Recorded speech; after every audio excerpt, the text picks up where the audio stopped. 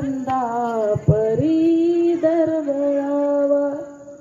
पाव्यातून सोर जैसा ओठातून ओघळावा. आनंद या जीवनाचा सुगंधा परी दरवळावा.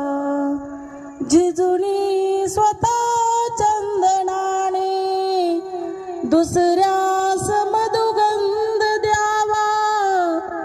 जिजुनी स्वतः चंदनाने दुसऱ्यास मधुगंध द्यावा. हे जाणता जीवनाचा पारंभ खावा. आनंद या जीवनाचा सुगंधा परी दरवळावा.